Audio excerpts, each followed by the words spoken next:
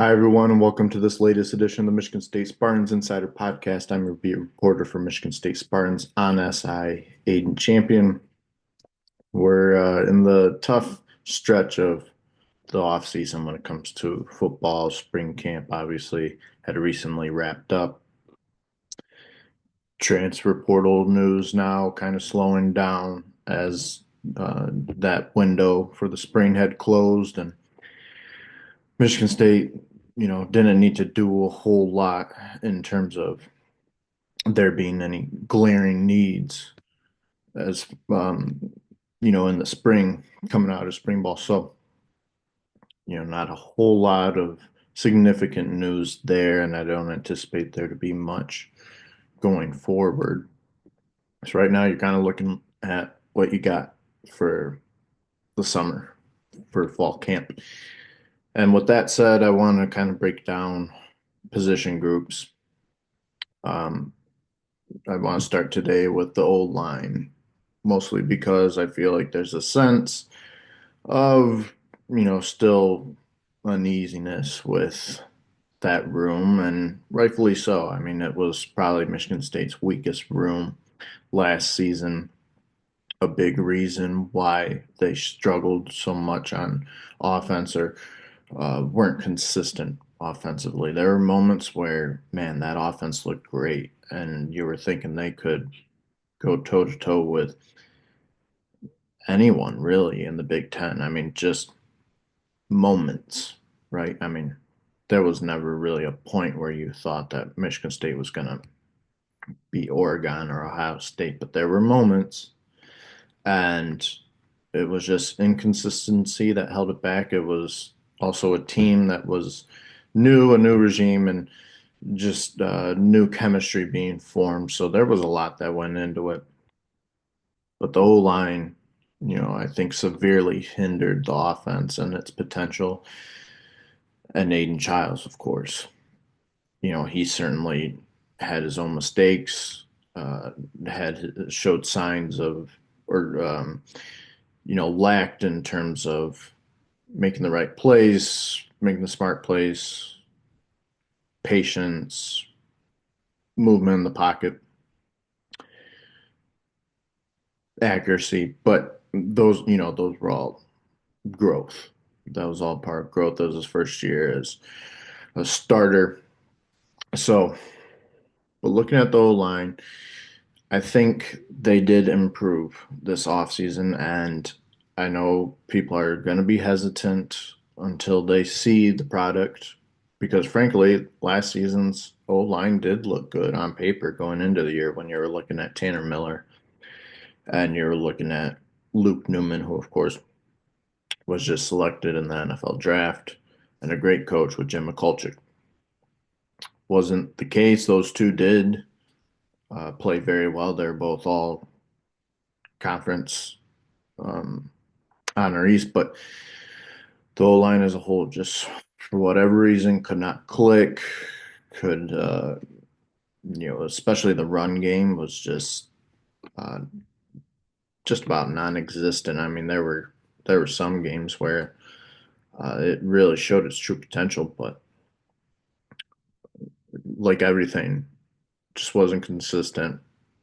Pass game, of course, wasn't consistent, and as a result, Michigan State just could never find its footing on offense.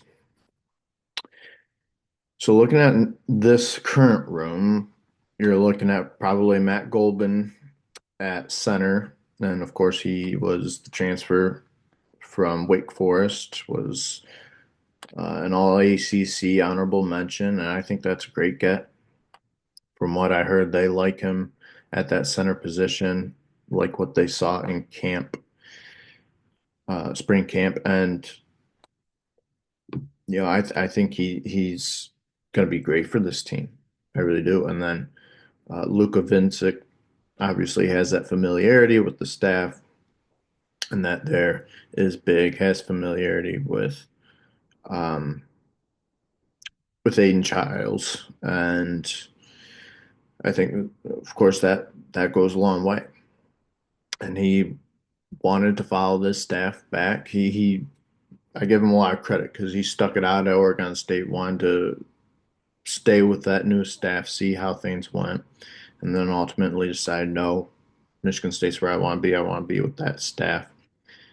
And like I said, I mean, I give him a lot of credit for wanting to stay there and for trying it out. Because with the transfer portal, you see this movement with coaching staffs, and I mean, we saw it with Michigan State with Childs and Velling and Miller, and nothing against them for wanting to follow Jonathan Smith and company over, but I think it just says a lot when a guy is committed to his program and wants to wait it out and at least try, give it a chance when there's a new regime. But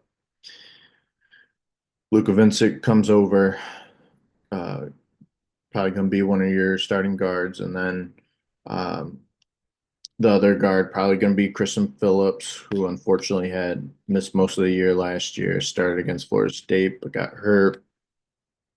Um, and that was just um, that really screwed things over for that offensive line. So I anticipate him being one of the starting guards. Could also be battling with transfer Caleb Carter. And then you look at the tackles, um, Stanton Ramil, who, you know, didn't have a great season last year, and he knows that.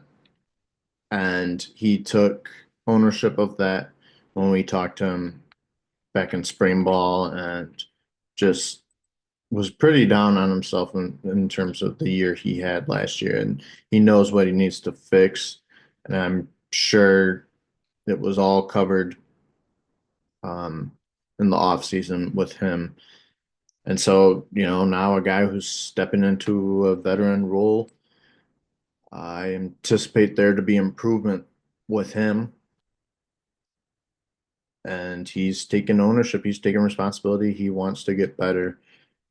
He wants this room to be better. And I think he will.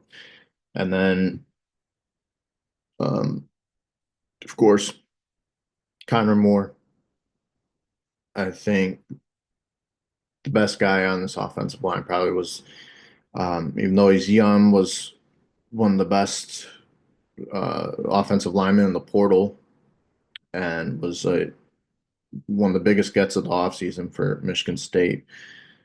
A guy who comes from a winning program, FCS level, albeit with um, Montana State, but it doesn't matter where you are when you come from a winning program. That's big because you're familiar with the winning culture. You know what it takes to win.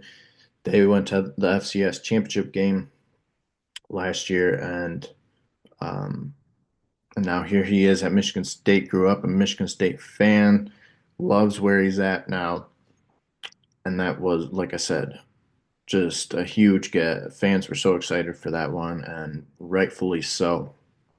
So you're looking at that potential starting line right there, and I mean, I see it as improvement. I really do.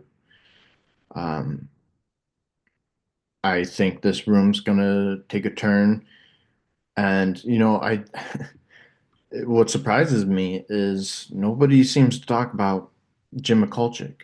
I mean, this is you look at this guy's track record. Um, before or his last year at Oregon State, or when he was at Oregon State, he developed Talis Fuaga, who, of course, was a first rounder in the 24 NFL draft.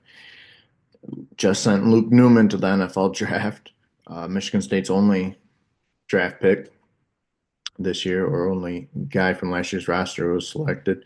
And he's a tremendous developer of talent, and um, he's tough, and that's what you want with an O line coach, and he knows what this what this group needs to do to be better and what he wants to see.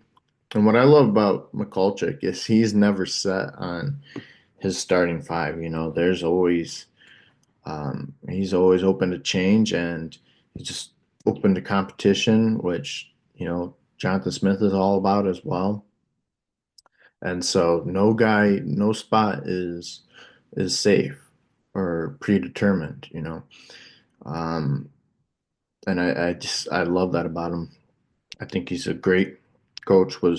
I think it was huge that Michigan State was able to bring him over with Jonathan Smith. So don't with him leading this room, I wouldn't count this room out. I really wouldn't. I know last year, of course, wasn't great whatsoever with the offensive line, but um, I do see this room taking a turn for the better, and I think fans need to be hopeful because I do think a lot will ride on this offensive line. Obviously, it's the saying everything starts in the trenches, starts up front. I think that's especially the case for this Michigan State team because the O-line success will dictate Aiden Child's success. I think Aiden Child's success dictates this team's success next year. So, as always, thank you everyone for tuning in, following along, and you can read all of our content at Michigan State Spartans on SI, providing you tons of daily content that'll keep you busy, even in the off season. So check that out. And as always, thanks everyone, and I hope you have a great rest of your weekend. Thanks.